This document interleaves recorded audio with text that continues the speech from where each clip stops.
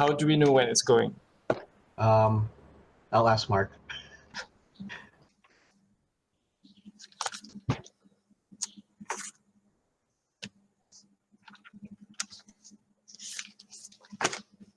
You guys are live. I just have to move Cola. Hi, Cola. Could you move off the mic stand, please? Unless you're. I'm gonna ask something right away. Thank you, Cola. Okay. All right. I guess we're starting. It is 10:30 p.m. local time, UTC +8. Good evening, everybody. Thank you for coming to this panel. Comprehend Languages. Comprehend Languages is a 0-level spell. This is a panel about language and translation in role-playing games. And my name is Zirex Yu. I'm a writer and game designer from Malaysia. And I co-create a series of zines called 1,000 Islands. And I'm joined by BJ Ratio. BJ, do you want to introduce yourself?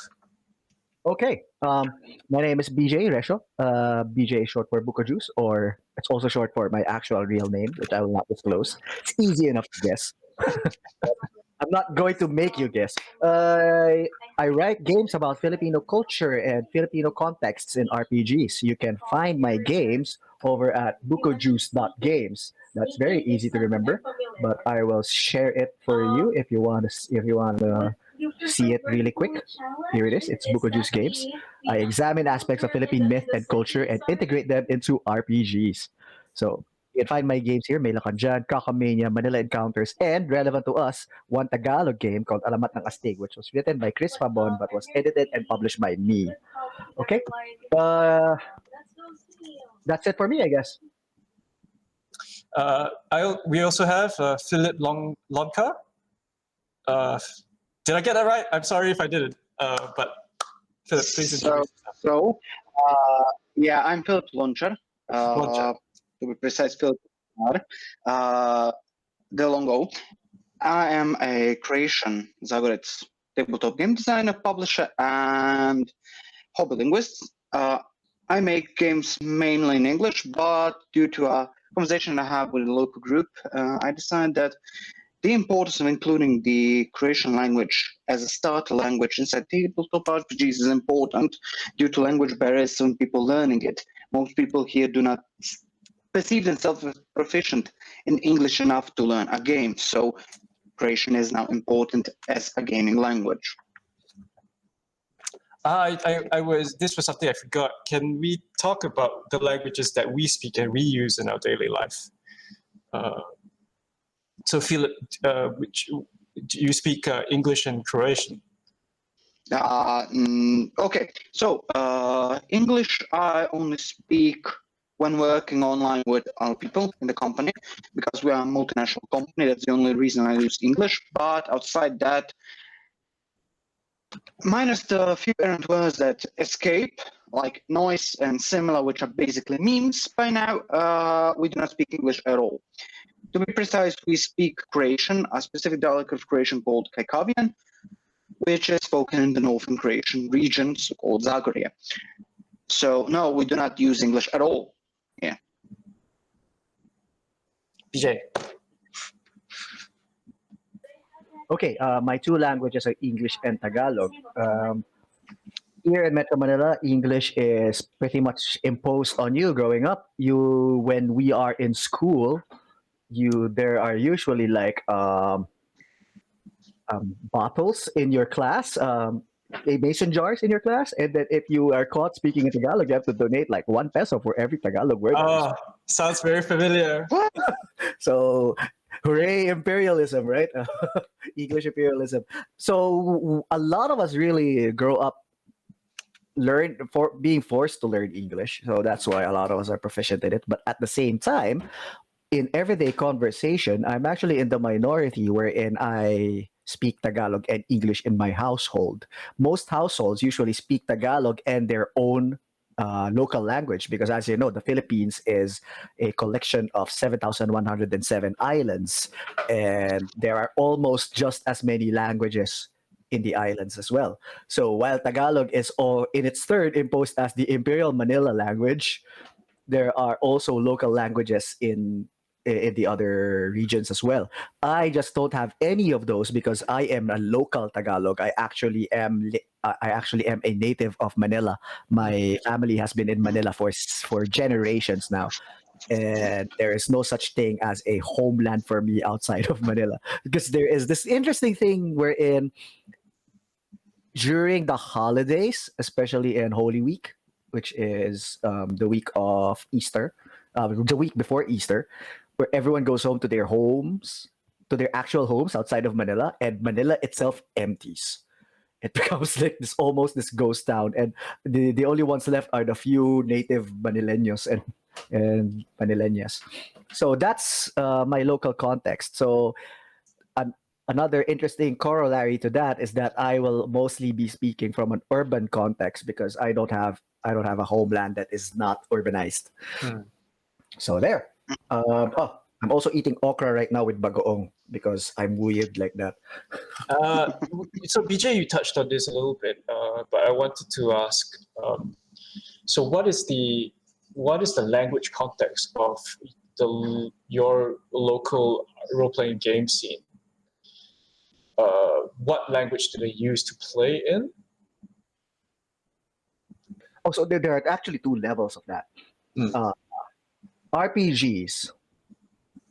If we're going to talk about realistic, excuse me, if we're going to talk about it realistically, RPGs remain to this day to be a middle class game, and the middle classes are more comfortable with speaking in English. So because we grew up in private schools where you have to pay money if you speak in Tagalog, right?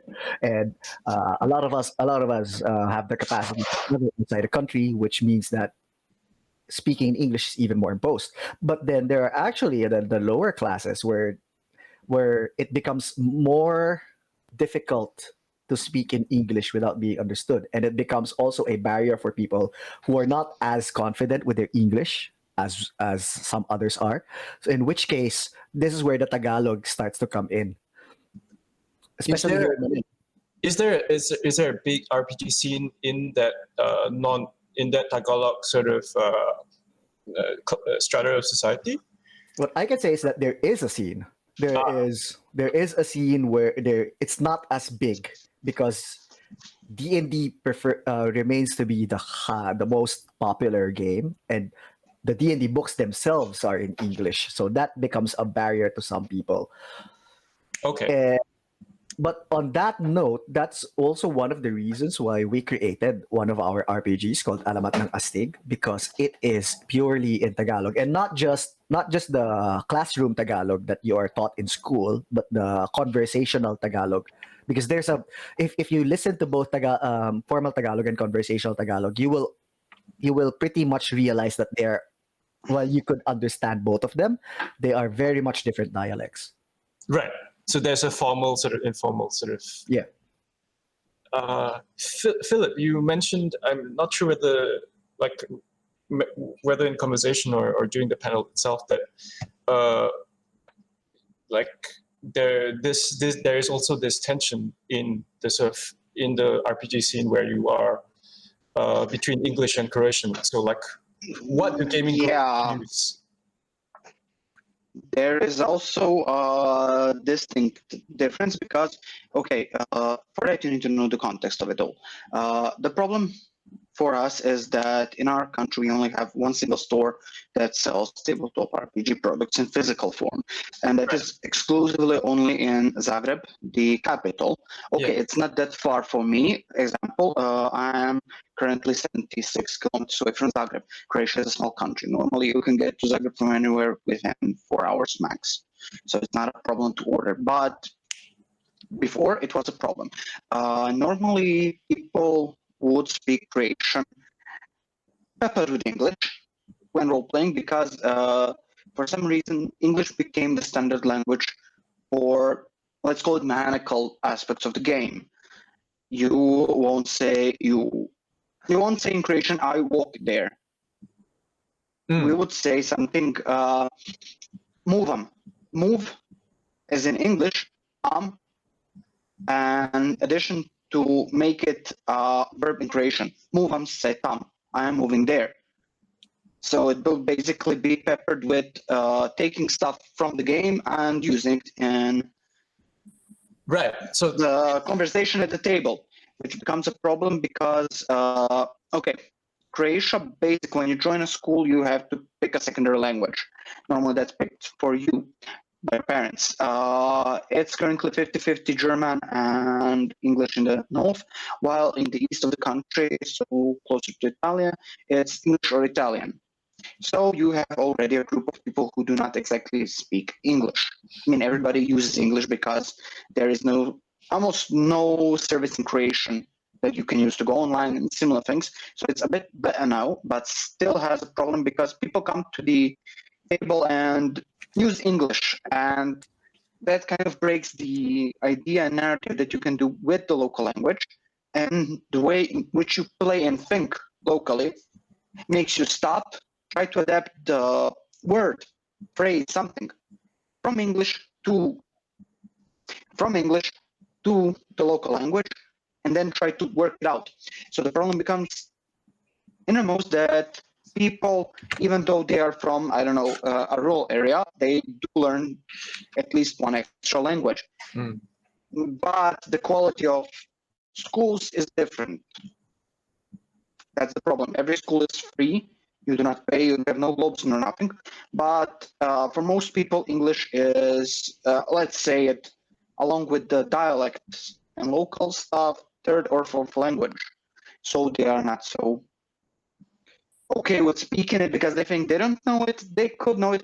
Example, my mother knows English, but she does not want to speak it because she would speak English like this. And due to television and everything, if you speak like you are from Russia, you bad at English, duh.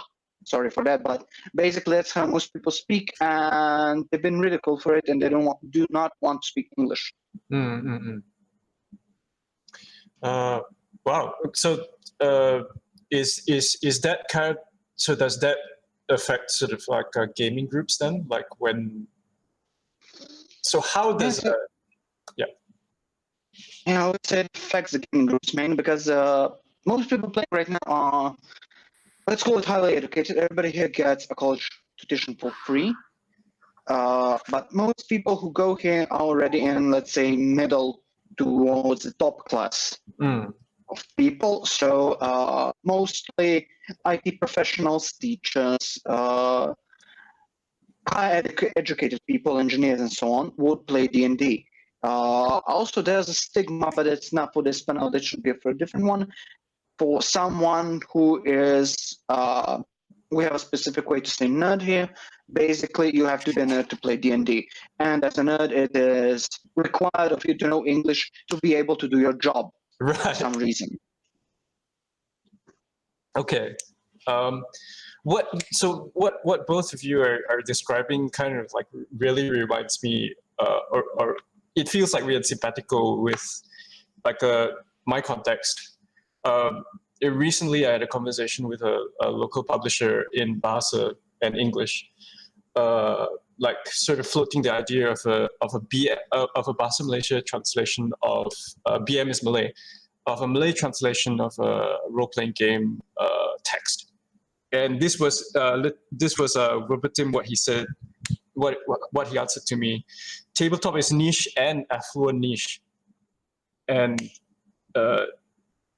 so like it was like his response was, it's a nice idea and all, but who are we going to sell this Malay translation of role-playing games to? Because the people who are already into tabletop RPGs would want to play in English because English is the language of affluence and the language of aspiration, therefore the middle class. Yeah, so it was like from a publishing point of view, there's just no market for it.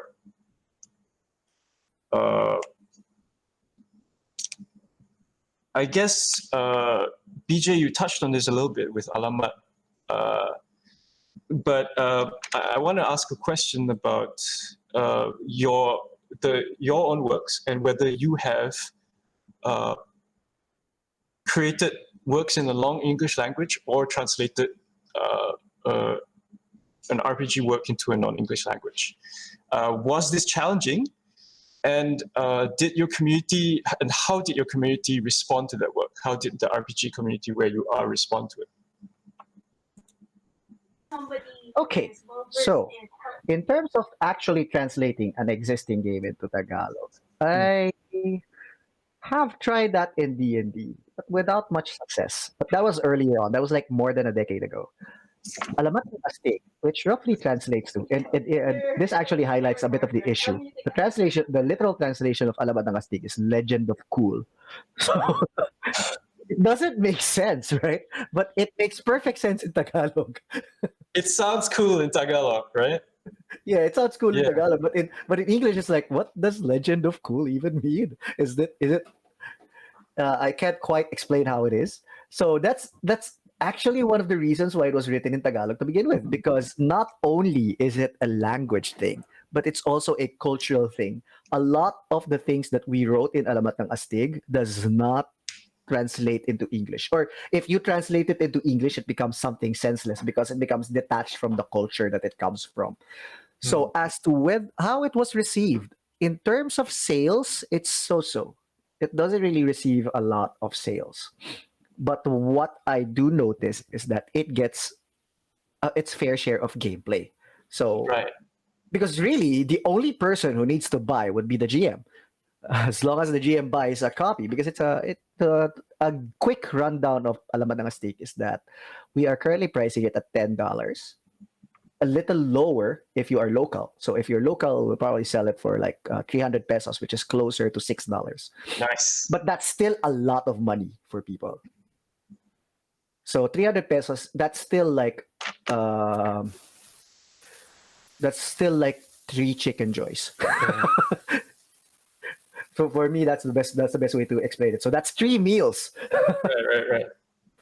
So that's still a lot of money. So I don't really expect a lot of people to buy it. In fact, there are a lot of times where I offer it at a discount or I offer it for free for people. But at the same time, the fact that it exists means that it gets gameplay. Right. And you attract people who don't necessarily or are not necessarily comfortable with English, which is something that is a barrier for D&D. So but that's sort of interesting to me because it is actually getting play. I haven't translated and or written any works in Bahasa myself, and the only work in Malaysia I know that has a translation into Bahasa is an RPG by Robertson Sondor Jr., who translated his Lara RPG system into BM. And as far as I know, I don't know anybody who's playing it in Malay, and I've only ever been in like a Malay language game once in my life, and that was like, and to my understanding, that's quite rare. Anyway, Philip, you mentioned that you were working on a Croatian language game. Yeah, I was working, and actually to touch on the question, yes, I did write in both my local language and in the dialect which I speak, not to confuse the listeners currently. So also I have translated GUMPs into Croatian once, the light version, for a group of mine, but never published it because there was no interest. I had one player who didn't understand a speck of English and had to write the rules for him in Croatian, so he understood it. And right now I'm writing a game fully in Croatian. Several people have attempted to translate D&D, all editions. We play since 95, so from 2nd edition, 3rd edition, 3.5, Pathfinder, 4th edition, 5th edition right now. every edition sparks always one person. Hey, we should translate it into creation. More people will play. The issue is the codification of language. This is the biggest part in Vrach that I'm doing currently, is codifying a new language to use while role-playing. Now, the issue is cultural, primary, and linguistical secondary. So in the end, you have a character. We would call that a protagonist. I'm going to use English words instead of translating. Why? Because a character is anybody. What is a character? Then, example, we never called a campaign, we called a campaign a story. There's another difference.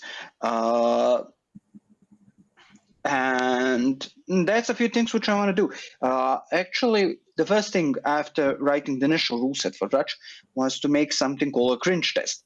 I put a bunch of people who only played in English, pitched them my game in creation, and said, okay, so the first time you find a word off-putting or weird, raise your hand and tell me why. Right. And they were like, okay, sure, because everyone was expecting something like, no, this is stupid, but it's stringed. Basically, that translates into throw a stringed roll. But it's so ingrained into your vocabulary that you can just say, make a strength check in a sentence that is in creation. It sounds just wrong. Why? Because the wrong words were used, because most people translate them directly. And unfortunately, due to the difference in the way that Slavic languages work, English can't be translated. It has to be transliterated. Right. So that's one of the problems, because everybody tries to translate D&D locally, and they hit a wall because you cannot translate a game into a language that is bound to a culture. Yeah, I kind of want to add to that, actually, if it's okay. It's also difficult to translate D&D into Tagalog because Dungeons and Dragons is enmeshed in English. Sorry, go ahead, PJ. Starting with the word dice. How are you going to translate dice to Tagalog? I was just going to say, sorry, what both of you are saying reminds me of because there are several like Malay language translations of board games, and I also ran into this problem when both Maka and I created this card game a while ago called Political, which was about Malaysian politics. And we wanted to translate it into PM, and we did actually. I actually wrote the whole thing, but when you start talking about culture, like because role-playing games are very much like the language in role-playing games is a technical language. It's a manual, right? In the same way that an engineering manual is a technical language. Rolling dice, I've seen translations do it as Baling Dadu, which just sounds so strange. Or shuffling. How do you translate shuffle cards? Because down the rope is so like this is also a cultural background thing. Like it's frequently like playing cards are frequently associated with gambling, and gambling is haram. Yep. Oh. So the word for shuffle, literally the literal translation is kocho, which is nobody uses it. So it's almost like any translation of a game requires a creation of a new architecture. Sorry. I'm seeing a comment that Nana, who's in the audience, says that she does use the word kocho. I don't know, it feels weird. And it feels weird because it's so unfamiliar. Yeah. I want to touch on that. The biggest problem, I think, is unfamiliarity. We all play in English to the point where some words are basically uninterchangeable. Dice is even used here in Croatia. We don't say, basically, the translation of die is kocka. But a kocka is exclusively a six-sided die. Right. D6 only. Dice, as in D&D dice, the correct translation is polyhedralna igrača tijela. Now, in English, that is multifaceted objects with which you play. I see. That makes no sense.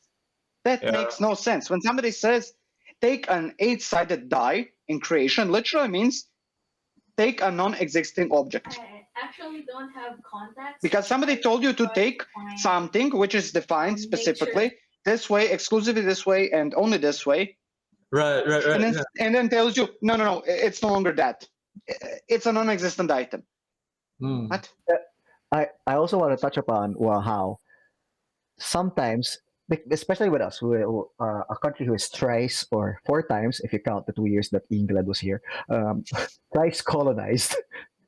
We do have words for some of those, like shuffle is balasa, which is Spanish in nature. So a lot of the things that do translate are actually Spanish, which then presents a problem because now for example, you want to translate the D&D ideas of race and class.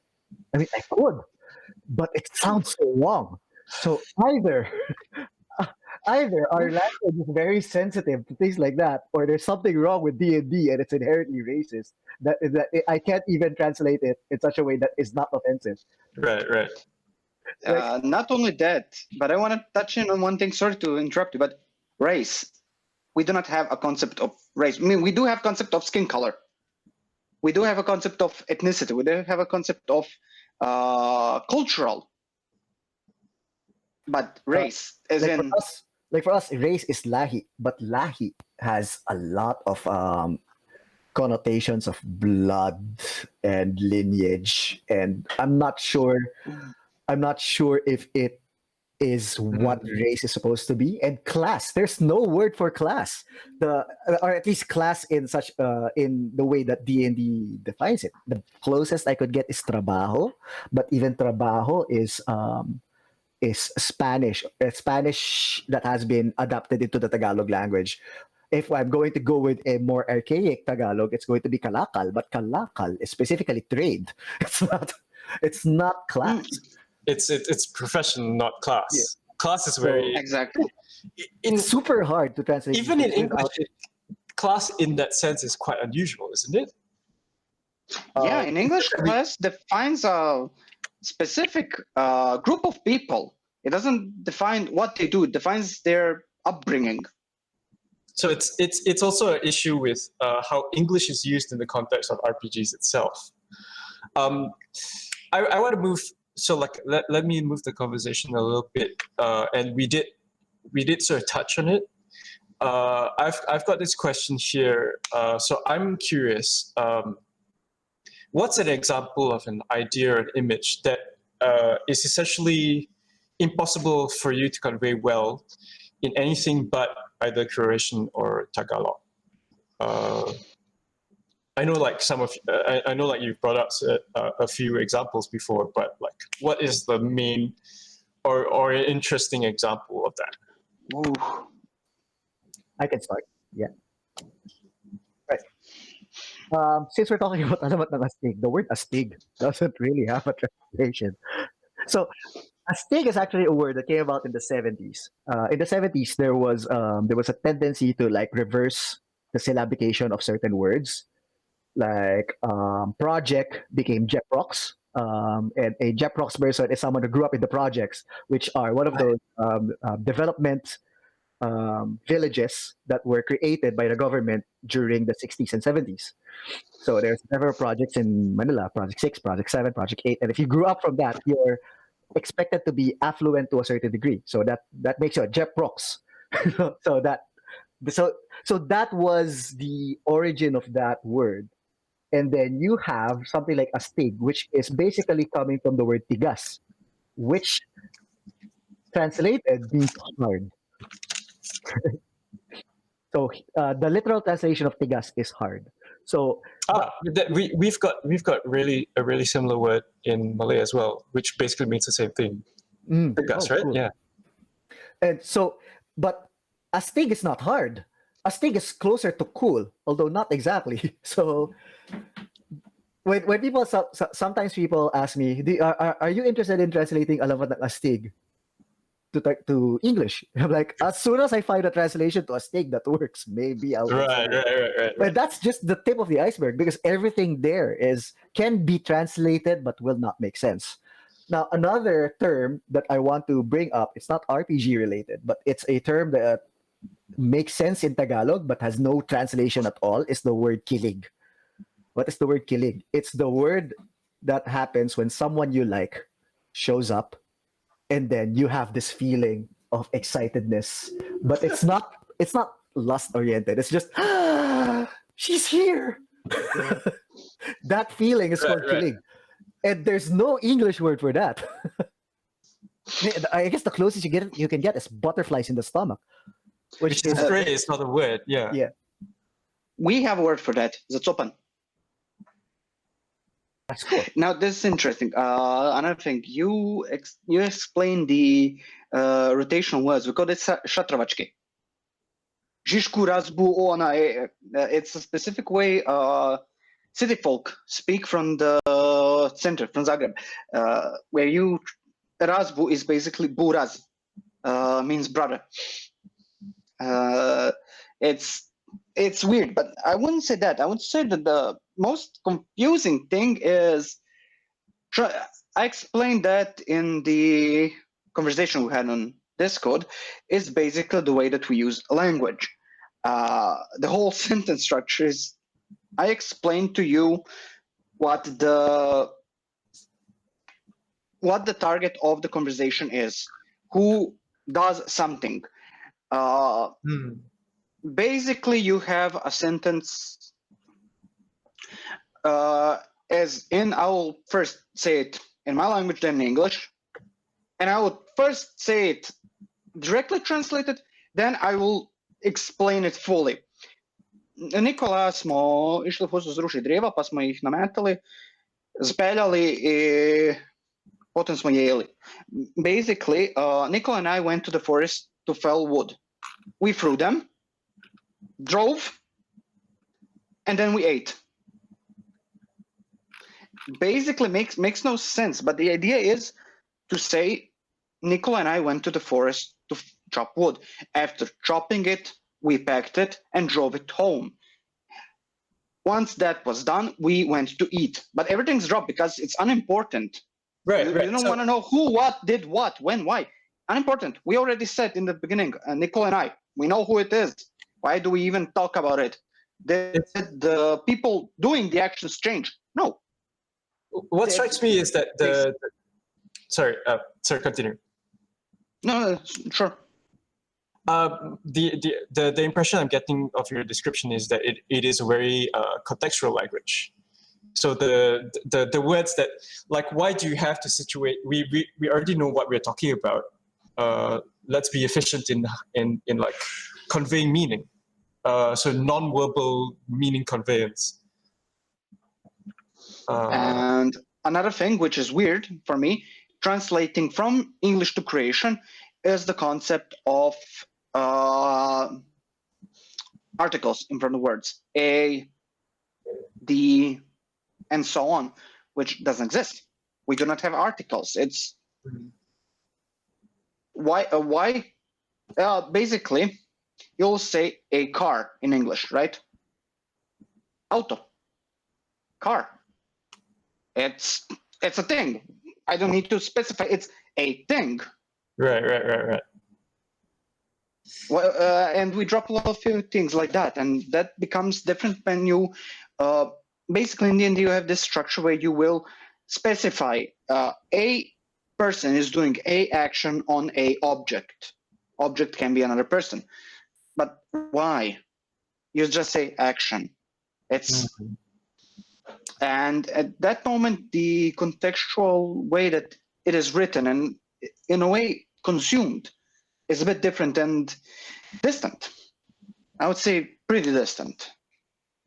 Because we perceive it as bloat and then don't want to read it because it takes a long time it's to 500 pages of nothing. Yeah, it's 500 pages of what? Nothing. Right. I mean, so the sort of untranslatable bit is it is basically the essence of the language itself, like the sort of structure and the grammar and what that implies, in a sense. Okay, so now that we're talking about these untranslatable elements, so my question to pose to the both of you is use of culturally, because we both as creators in role-playing games, we straddle it. So like we both speak our local languages, but also we write. We write and create in our local languages, but also write and create in English. So my question, with regards to work that we make in English, do either of you use culturally specific terms in English language texts? Yes. I have an example of this one. Okay, so an interesting bit about the Tagalog language, and I think it also applies to. Correct me if I'm wrong. I think it will also apply to Malay and Indonesian languages because we do have some shared ancestry of our language. Is that we have a different third person singular pronoun and a third person plural pronoun that is genderless. Yeah, Which does not exist in English. In English, well, it does in the sense that they them is now being used as a singular, right? So it makes sense now, and I think there is historical precedent for that. But for us, it's always been that way. That there's siya and kanya. For kanya is the possessive, siya is the what's the word? Directive. Pronoun. it's basically the equivalent of he and him. So Yeah. So siya and kanya. So that's the singular, and then you have sila and kanila for the plural. So there's a very different word for each of those things, and both of those do not specify gender. So when I write, even though I consider myself to be relatively proficient in English in the sense that I actually use it conversationally in everyday speech, because unlike a lot of my contemporaries here in Manila, I don't have a third language. I only have the Tagalog and the English. So but even then, when I write in English, I struggle. Or when I speak in English, I struggle when I want to refer to someone using a pronoun, and then I don't know their gender yet. Right. I'm like, there's this long pause before I go to they them, and I'm not even sure if that's the correct way to do it. Like, I think the correct way to do it is to ask them what their pronouns are, but sometimes that's not possible because they're not in the conversation. Right.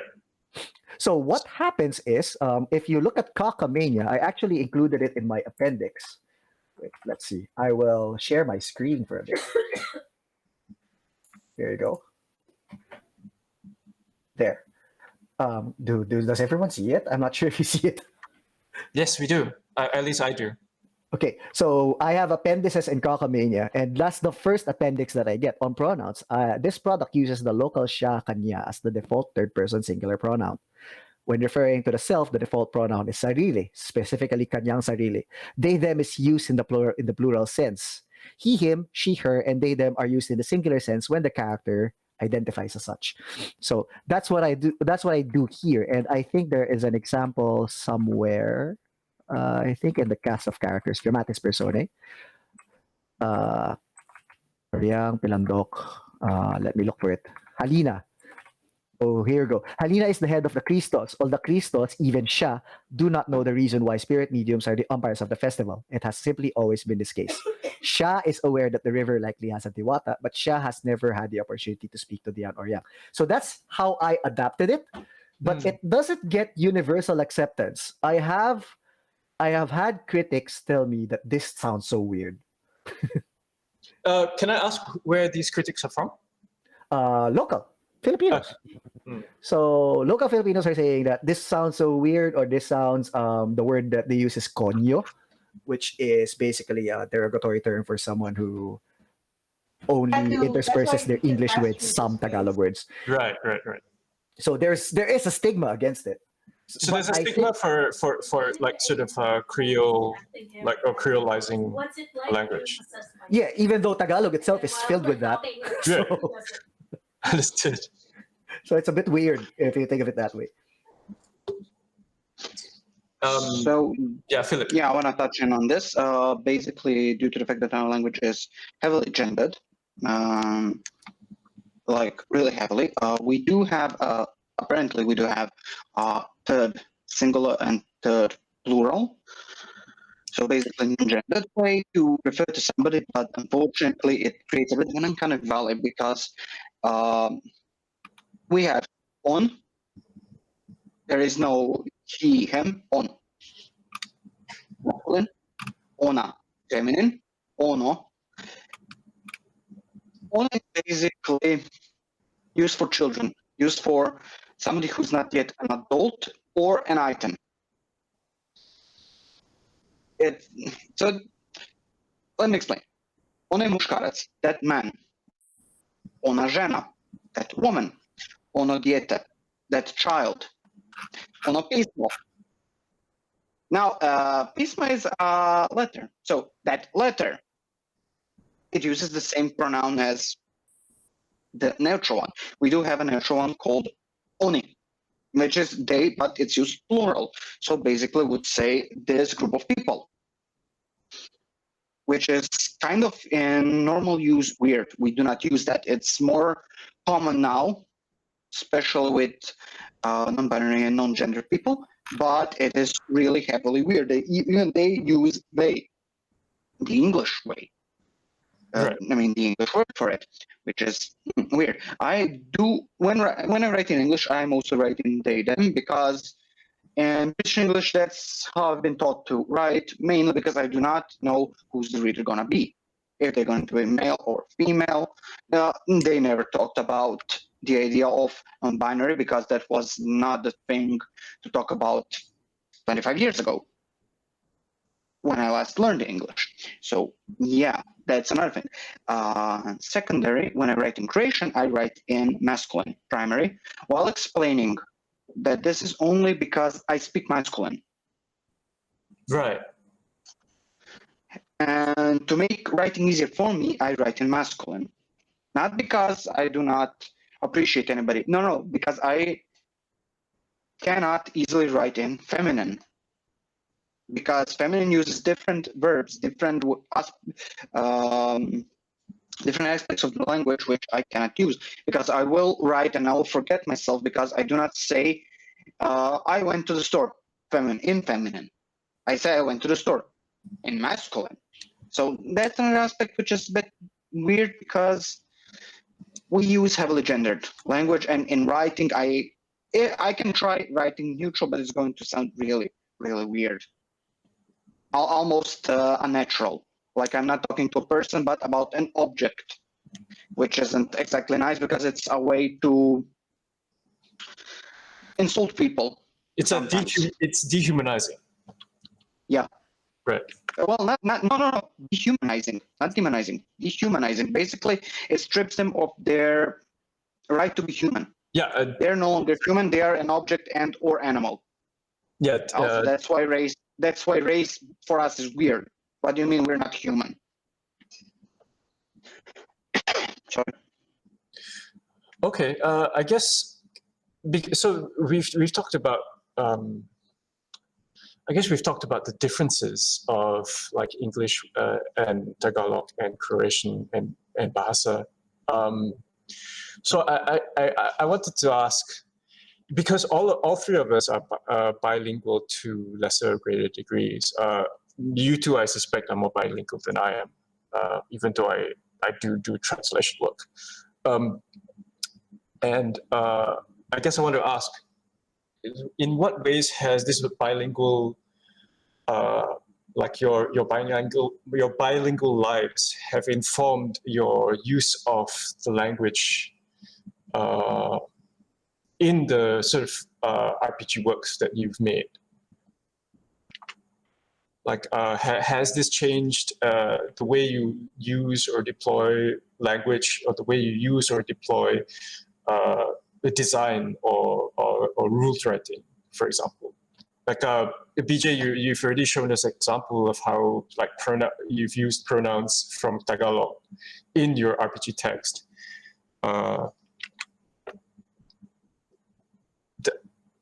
Does that has the use of language also influenced like your world building, for example? Oh, okay. I think I can try to dissect that question a little bit.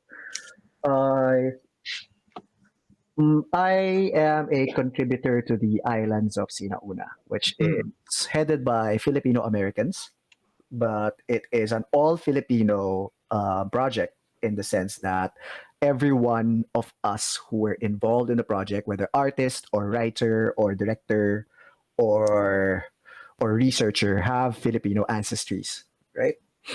Now the thing is, it was heavily based on pre-colonial Filipino culture and mythology, right?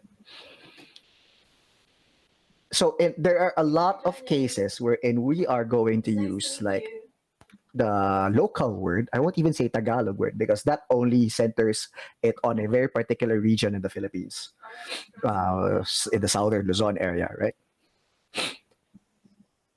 Now, the thing is, sometimes these words will be similar in different languages within the Philippines, but they are pronounced differently. So this is something that has come up a lot, surprisingly. It's become like a purity test of some sort. I think I touched upon this in the previous panel I was in that there are a lot of people who are like, you pronounced it wrong. Heck, I am in Sinauna, and so is Sin, who has a more Visayan. Correct me if I'm wrong, Sin. I think I saw Sin in the staff listening in, but the idea is I think Sin has a more Visayan point of view, and I have a more Tagalog point of view in terms of how to pronounce something. And we can't and the two of us, we are both local Filipinos, we can't even agree on how to pronounce something. And that's not because one of us is wrong, it's because our contexts are different. And that's why I get particularly irked when someone tries to give a purity test on our friends when they say that they're pronouncing it wrong, they're pronouncing it with an American accent. Like, of course they do. They're American. So it's one of those things. But at the same time, we had to use those words because those words don't have a translation. Like, for example, the word Dewata does not really have a translation. I mean, you could translate it as God, you could translate it as fairy, you could translate it as spirit, but none of those quite capture the idea of what a Dewata is. And even Dewata itself, it comes from Devata, which is, I think, a very particular form of Deva in Hindu mythology. And even though we're looking at that etymologically, that's not even the context of what a Dewata is. It's just something that was adapted in the 16th century and became a part of several local languages. So it's that especially when you're world building something that is based on your culture, you're going to have to use a lot of local words. But at the same time, there's a lot of nuances to the words, and I feel like sometimes the problem that arises is that these words become like a purity test of some sort. It's like, it's like, are you using this specific term because this specific term is a test for your authenticity? Yeah. And I don't know, that feels wrong, and I feel saddened about it because it's usually a Filipino versus Filipino thing. Right. Yeah. It's like how I imagine it's quite similar to how, like, for example, in Malaysia, there is because our context is so, like, ethnic lines are driven along language lines, and it's frequently used that used as a contestation or a challenge of how much you belong or don't belong, like how well you speak the national language, and how well you know, or even like, for example, the way I pronounce certain things or the way I speak, how natural I sound in that particular language. Yeah, I would like to suggest actually a counterpoint to the necessity, like tacking on to what you said, BJ. I want to suggest a counterpoint to the necessity of using specific terms like Yubata, or for example in BM, the Hantu. Hantu is not really translatable, even though it's frequently translated as ghost. It's not ghost in the English sense of the word. That doesn't encompass all its meanings. But I have a suggestion, and this is a half-formed thought, but I've always had a sort of visceral resistance personally to using too much like what I would call like Malay words in an English sentence. Because for one, I like reading both Malay and English texts, and to mix them, like, I don't know, I feel like this could be two texts instead of one text, so there's that. But also it's a thing about who does English belong to, or who does the language belong to. And because, for example, Malaysia was we were colonized. We were colony of the UK. But I have a wish, because I'm an English language writer myself, that English be a local language, in the way I suspect it might be for like places like India, and that the way we use English in our context should reflect our context. And what I mean by that is, dragon should mean naga. Dragon should mean the dragon in the Philippines, or in Malaysia, and then you qualify the European dragon, saying, "Oh, that's the European dragon." And this is very much because I think that the generic term for a thing denotes its center.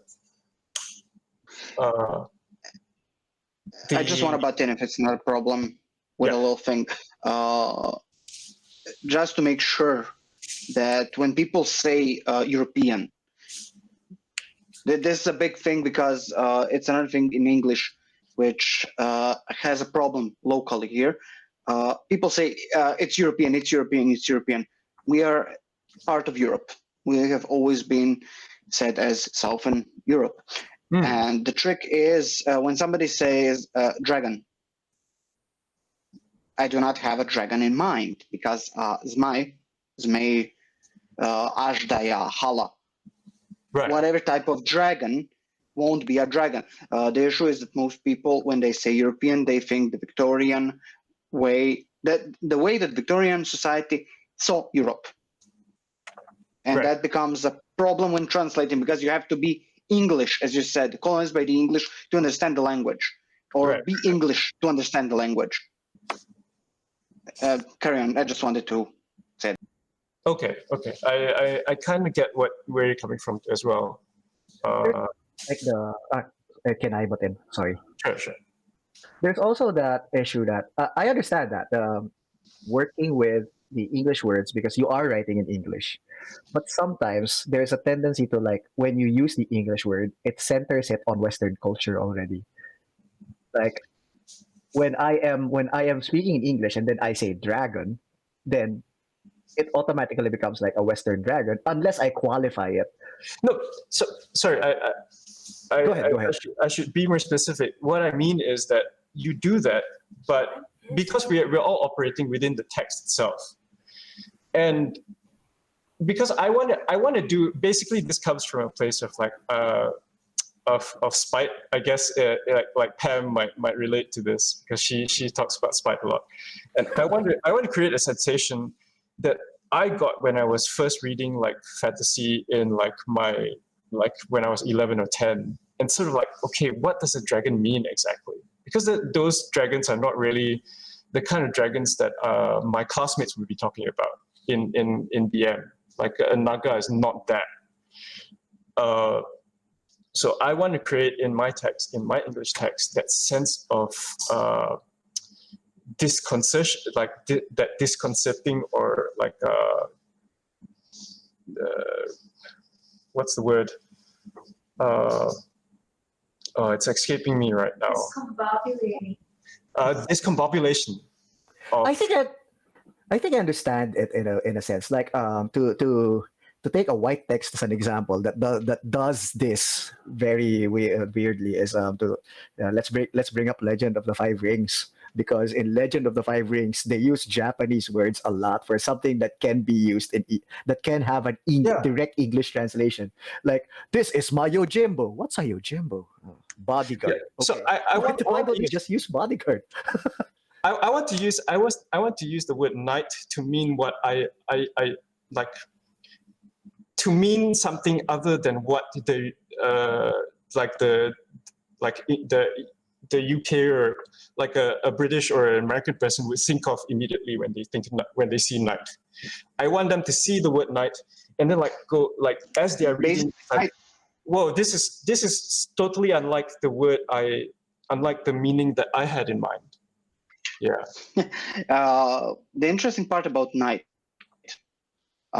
basically, knight is a social standing here. It is not a person in armor on a horse charging on the battlefield. It's somebody who's a lower noble. Because of a few other things, let's say translation, dragon. When you say dragon, I will always exclusively have the English version of dragon in mind. That's quadrupedal, quasi-reptilian, feline-like with bat wings. Is that necessarily the case, though? Is my argument? Is that not also subject to change in the way that we use the English language? I think I'm getting what Zedek is saying. It's like going back to my L5R example. I wonder what would be interesting if it's that setting, but you call the samurai we call them knights, because their conception of it is very knightly anyway, because it's basically the white person's point of view of what a samurai is. So it's basically just a knight. Yeah, I don't know if I can qualify as white here for this conversation, but when you say samurai, it's the same thing as knight in my head. It's not a person who fights with a weapon. It's a position. It's basically the same thing as somebody being, I don't know, a government official. Mm-hmm. When somebody says government official, you don't think somebody in a military uniform with a gun. But somehow knight and samurai has become from a position of wealth and privilege into a cool guy with sword. Yeah, so like that's the thing. So like how do we, because it has, so like the word samurai, the word knight has had a drift like you described, Philip. So like what my contention is, let's drift it back. I would say that drift back is hard. It's deprogramming elsewhere. Yeah. It's deprogramming. That's why I do not like using that word. I do not like using specific, let's say, pop words like knight, samurai, warrior, and so on in my games, even in English, because they are so rooted in a specific way of thinking that just by invoking them creates a specific feel to the story. My opinion, that may come from the cultural aspect that we do. It is not possible to decouple that once it has been mimified. So reclaiming a word like, let's say, dragon to mean local dragon here is quite hard, because people will argue, wait, that's not a dragon, that's a Blinorm, wyvern, this, that. Because you're contending with a massive sort of wave of Western European / American sort of like media Right. I Yep. get that too. Yeah. Also, one of the things which I'm quite proud is the vampire, Krvopija. Basically, the vampire first chronicled. So the first time a vampire is mentioned anywhere in the world is 1542 or 24. I don't know anymore. In Istria. That's the first time somebody mentioned a vampire. You can actually Google the first vampire ever. He's called Grando. He's the first person who was killed, raised by the devil to go suck on blood. And that's one of the weird stuff, because somebody says vampire and then describes something which basically means demon to us. By definition, it's a demon. And I'm like, huh? So I have to go through the cultural and basically cultural and mythological background, but I think it's more bound and using, let's say, a local word for it. I stopped using vampire, stopped using Krvopija, mainly for the reason because I want to depict it as what it is in my culture, in my mythology, in my historical records. But when I say vampire, the first thing people think of is Bela Lugosz. Yeah. Count Dracula. And that's it. That's done. Everybody has Bela Lugosz. It does kind of touch upon how I avoid using the word vampire to refer to the bloodsuckers of our myths, because if I use the word vampire, then there's a very different context that they will have in mind. But at the same time, I think there are two contexts to that. There's the context of what the reader will immediately think of, and then there's the context of why should I care what the reader will think of? Because another counterpoint to that is when I am when I've seen it on the internet that there are discussions of how, for example, the dragon of Game of Thrones is not a dragon because it's not a quadruped, and instead it's a wyvern, and similar to how the Harry Potter dragons are wyverns and not dragons. But at the same time, so are you saying that if my dragon is not a quadruped with bat wings and lizard-like, then I am wrong? but that is contextually, my dragon is very different. My dragon has fish scales. My dragon has the wings of a flying fish and has the head of a shark and is serpentine. So there's now that counterpoint of why should I follow what you think a dragon is when that is not true from my own local culture. So I guess there's no easy answer to this because on the one hand you do want to associate with your reader, but on the other hand, must we always assume that the reader is of a certain type of culture?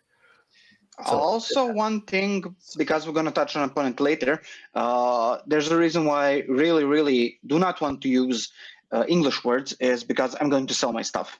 I won't lie. I'm here for the money. I will sell my stuff. If I write in my book about Asmai, wow, it's something. It's a creature of fantasy. It's several kilometers long snake under a city, spewing fire and turning people to stone. Nobody will say, wait, did you just say a basilisk snake?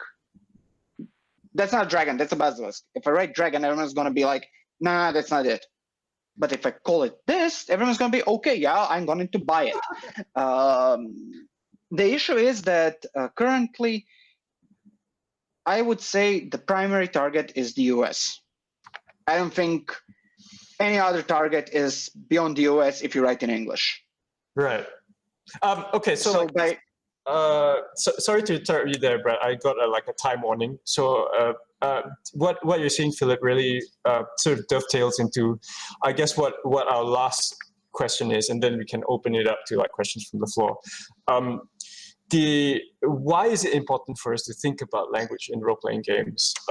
And for me, instinctively, is that I agree with you, Philip, that RPGs generally, but also RPGs in when you write in English, we've always got to contend with the biggest market, which is the US/UK.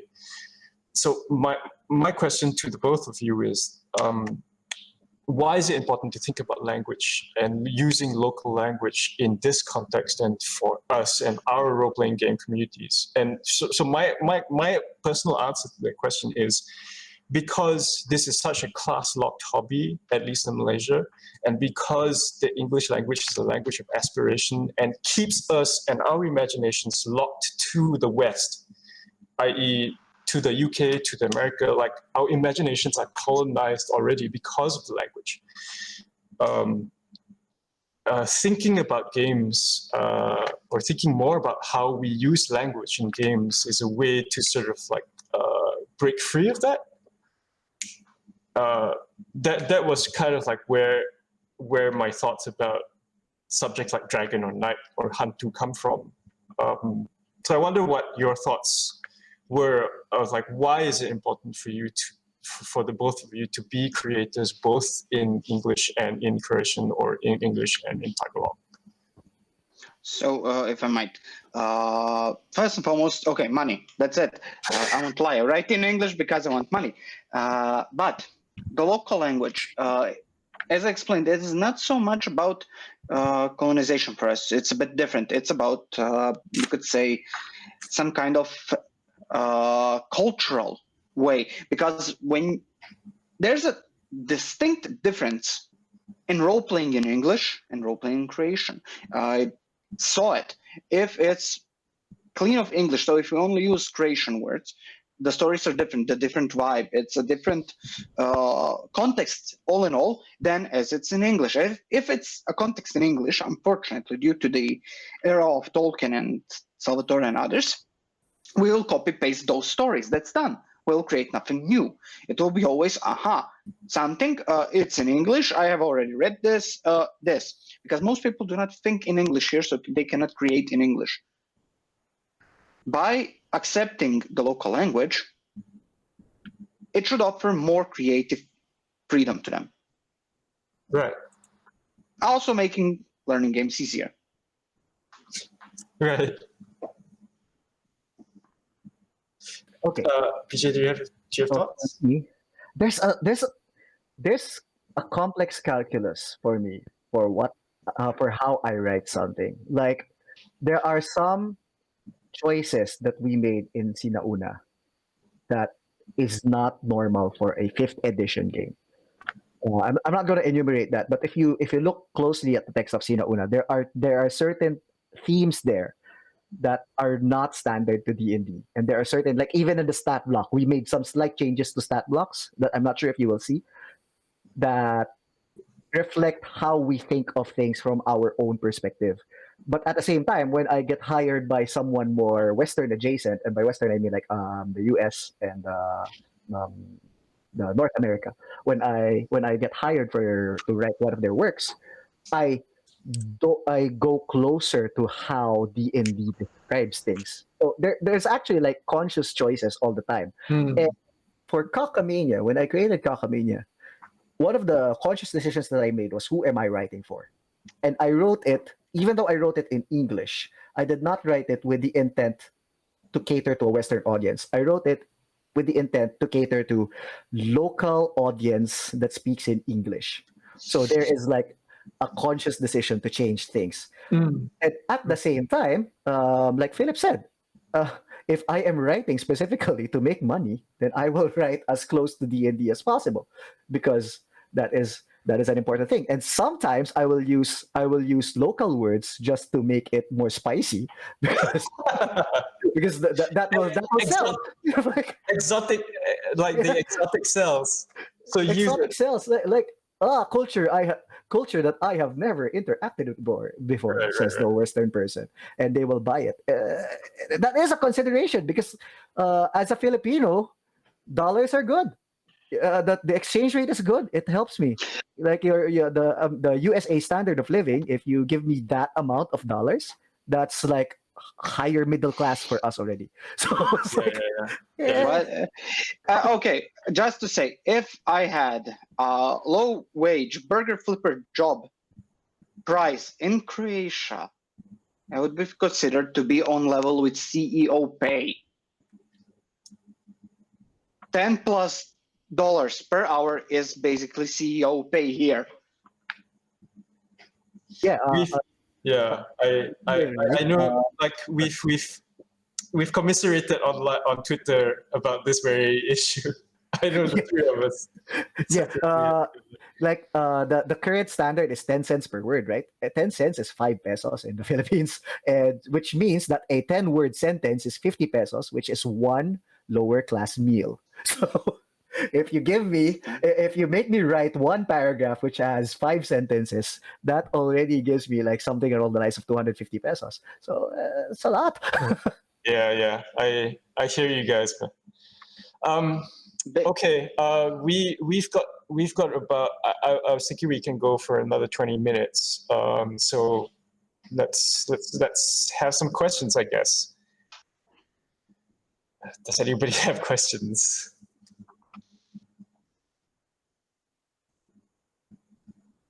Oh. Fiona, hello Fiona. Hello. So, hello. I love running up and asking questions because, I think a thing I've noticed trying to not use English, my only language, I'm bad at acquisition. I can speak a couple of words and some things, but my ability for acquisition for fluency is like if I spend a month in a country, I will be able to order breakfast and like apologize for being an American.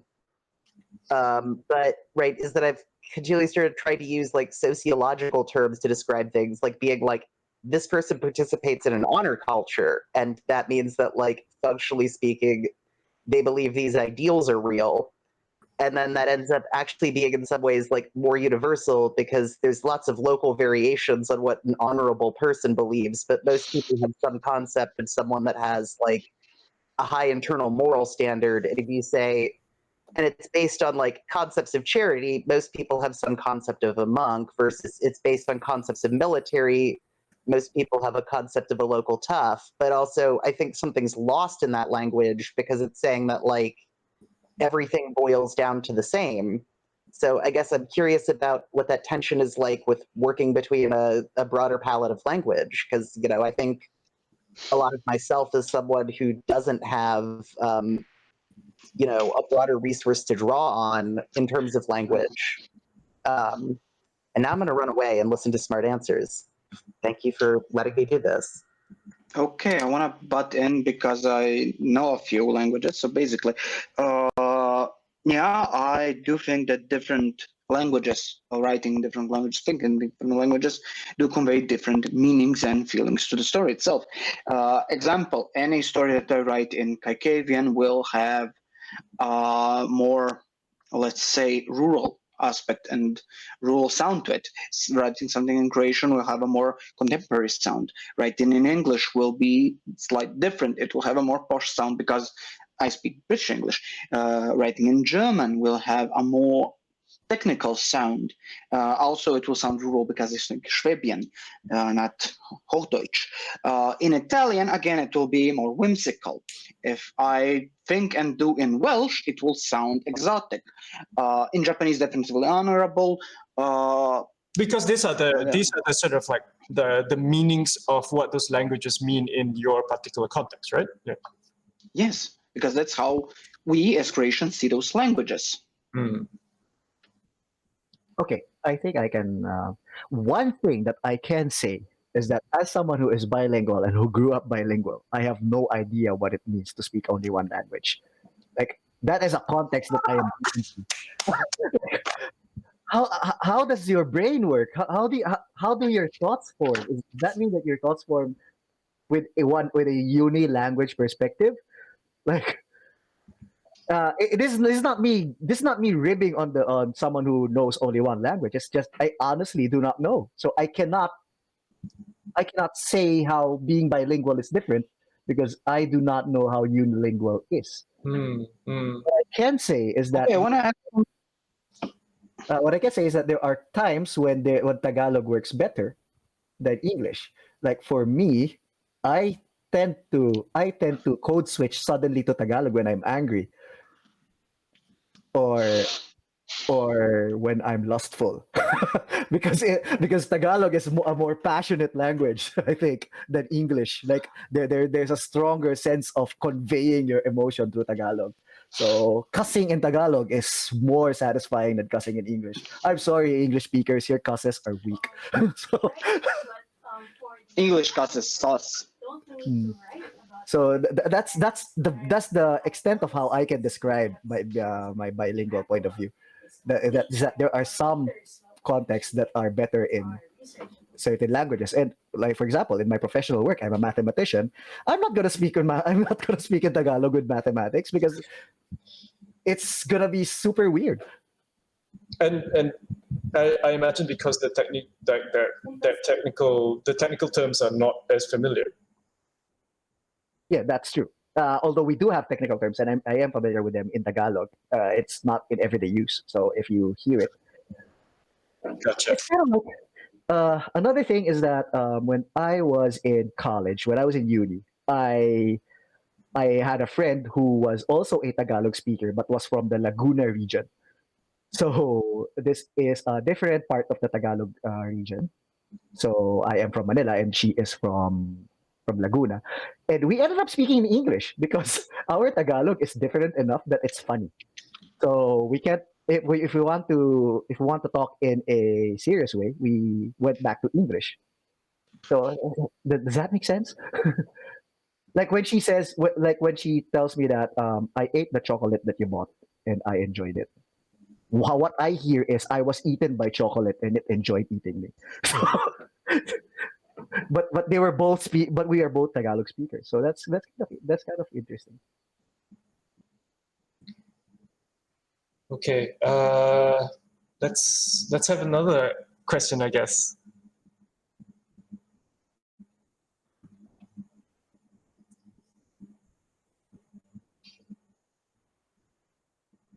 Hi. Just wanted to thank everyone for this amazing panel. I'm a Phil M. I'm Filipino American.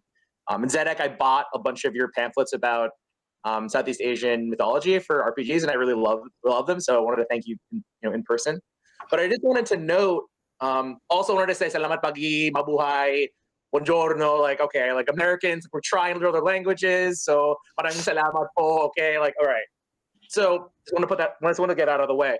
Anyway, have you guys considered like the utility of writing in English, not just to cater to like a Western palate, but also to like connect and reach out to diaspora?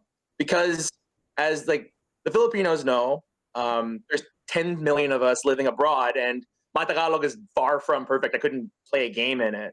But I found that the stuff I see in RPG SEA like, allows me to connect to, like the mythological parts of Southeast Asian cultures generally, but and also like Filipino culture, like something that like, I don't get to do in Western RPGs where I just fight a dragon, a wyvern. Like, no, I want to fight on a swang. I want to like engage in a faith tradition or a folk tradition that isn't the tip, like that is actually connected to my ethnic heritage. Not like the same, it's a vampire. You know what a vampire is. It's a dwarf. You know what a dwarf is. So all that to say, like, have you considered the advantage there is to writing in English because there could be members of your ethnic diasporas where English is the only language you can connect in? Because that's how it is for me when I try to game, at all, because that's that's really the only one I couldn't do it in, my mother tongue. So thank you so much for this. Okay, so I'm getting a message from Eric saying that would be our last question, unfortunately. But do Philip and BJ, do you want to respond to that? Because One thing, and that's basically with the diaspora of creations, with the logic that if you're Croatian, you speak Croatian. It's a bit Slavic in root that to belong to ethnicity, to belong to a specific culture, you must be part of that culture, and language is part of that culture. So it is normal for almost anybody who calls themselves Croatian to be able to speak Croatian. So I cannot relate to this, and I'm not sure how to speak even in, let's say, Pennsylvania, where the biggest expat group of Croatians is. They speak Croatian. So that's it. I have not to add to it. BJ, do you want to? It's cultural different. Well, that's part of the reason why most of my works are in English. I mean, while I do write in Tagalog as well, most of my work is in English because, let's face it, English is the current universal language of the world. And if you want to reach out to people who share my ancestry, because I do know that one of the cultural quirks of the Filipino is that we are a nation that has diasporic elements ever since. Like even in pre-colonial times, we had migrants in Malaysia that are written about, and in Indonesia, and it's really one of the things that we've always done as a people. So that doesn't, just because someone cannot speak Filipino, and even the word Filipino as a language is contested because Filipino is basically just a Tagalog dialect, because that's the politically imposed national language. And then the people who created those laws were Tagalog, so they based the Filipino language on Tagalog. And that has several layers of problems on its own. I'm just curious. So Has someone yes, ever done this before? definitely, I do write in English to reach out to the diaspora. That is what I can say. Okay, so like Peter, in response to your comment, like I'm ethnically Chinese, even though I was born and raised and am like third generation Malaysian or whatever. I don't speak a word of the dialects I should speak, which is Hokkien or Hakka. So I'm kind of like the diaspora Filipinos that you describe, and English is my first language. That's the primary reason why I create in it. So, and to answer your question about sort of catering to the longings of the diaspora, at least for me personally, making the works I make is very much about sort of being true to the mouthfeel of where I live now. And I feel like it is incumbent on me as a creator to communicate that mouthfeel regardless of the language I work in. And so I guess if the diasporas of Malaysia or Southeast Asia more generally feel any kinship or any recognition in the works I make, it is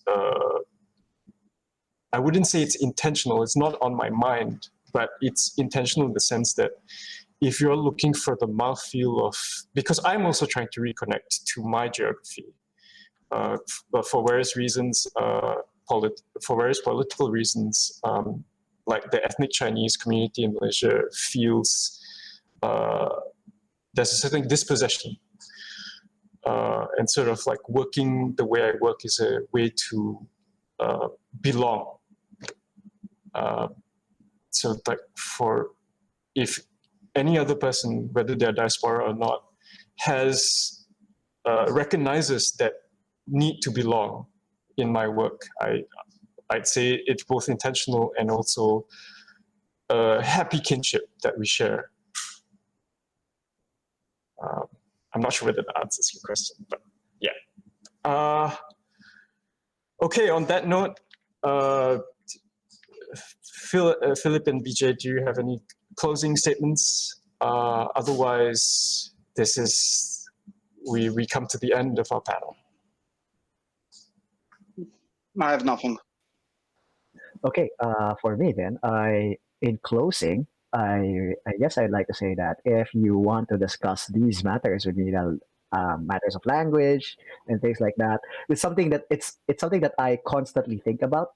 Like I said, whenever I create something at the start of the creation process, I'm like, what particular nuances of the language I am using should I be doing? So it's conscious, even though I don't always explain it on the actual product. on the actual RPG product. So this is a very interesting topic for me. And if you want to keep talking to me, you can always find me at BJ Resho on Twitter. That's at BJRECIO. And feel free to hang out with me. I'm also here on booth number 63. I don't really hang out on my booth, but that's where my products are showcased. So you can also check that out. And Yeah, with, let's do the whole like spiel of where we can find us, like where like. yeah, you can find me at bukojuice.games. It's a very that website is very recently put up. From there, you can be linked to my itch or to my Patreon or to my random streaming podcasts, because I currently am GMing a game of UVG with Zdeck and some other RPG SEA crew, and I am currently also running a Tagalog English game of Sina Una, which is also streaming on Twitch. So check that out. Philip, where can people find you? Well, normally they can find me on Twitter at OrderLRP because publishing couldn't be written, and I'm active there most of the time. I used to be. I mean, I am on Facebook with my name as is. It's no secret, but that's more for personal stuff. So if you want to engage with me about games, feel free to ping me on Twitter. My show and everything's on Twitter, and I'm mostly there because it's just a neat little platform to get a reach out. So yeah, feel free to get me that way. Okay. Also on Switch, if anybody needs me there. All right. I'm ZDeckSU. I'm ZDeckSU on Twitter at ZDeckSU. And I've got a blog at zdecksu.tumblr.com. And you can find 1,000,000 Islands at 1,000,000islands.com. And with that, that's our panel, Comprehend Languages. Thank you to the panelists. This was a really good conversation. And thank you, everybody, for listening in. I'm sure that we'll be around to feel like questions or like hang out or whatever. So like, come say hi to us. All right. Yeah. Thank you, everyone. Bye. Follow book.